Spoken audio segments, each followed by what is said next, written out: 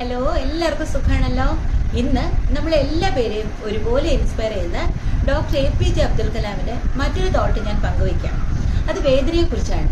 അദ്ദേഹം ഇങ്ങനെ പറഞ്ഞു, ഓരോ വേദനയും നമ്മളെ ഓരോ പാഠങ്ങൾ പഠിപ്പിക്കുന്നു. Each pain teaches us A lesson.